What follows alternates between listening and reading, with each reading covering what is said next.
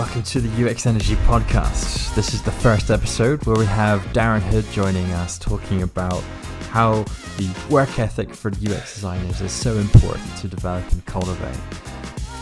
Darren is the gatekeeper and the gateway for good UX, and he joins us here. Let's hear what he says.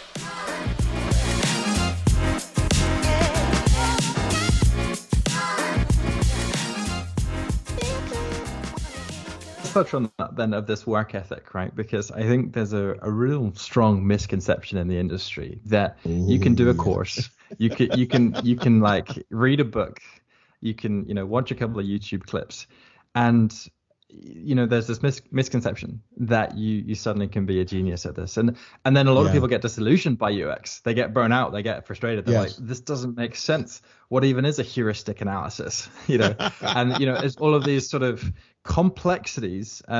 So this sort of work ethic, what's going on there? Do you think it's just in the sort of the get rich quick mindset? Is it or what? That is a phenomenal point, Jonah. That's phenomenal. That is, people, in order to establish a path for success, it doesn't matter what the discipline is, expectations need to be as on point and accurate as possible. And a lot of people are exactly as you said. A lot of people think that UX is easy. They drink the Kool-Aid that says that you can learn how to do this in 6 months.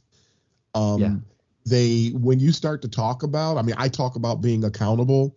Other people I know who are very substantial and reliable voices in the discipline talk about the need for accountability and being able to, we talk about gatekeeping. People say that you don't want to be a gatekeeper, and they don't even know what gatekeeping is. Gatekeeping is quality advocacy.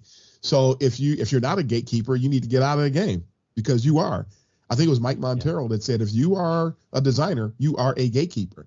So because we're advocating for quality. So if you're not willing to keep the gate, get off the boat, because we're all called to that.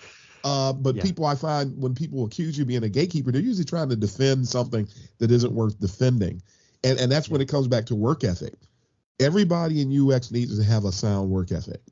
We should all be committed to excellence. We should all want to do our absolute best, as much as the constraints and the different elements we're managing will allow us to be. And so when you're not going to learn how to do this by, as you said, watching a couple of YouTube videos. You're not going to be able to just read a couple of articles on Medium. Matter of fact, there was no misinformation in UX prior to 2011. So the path to even get on the road that leads to excellence is tough in 2022, because there's so many distractions.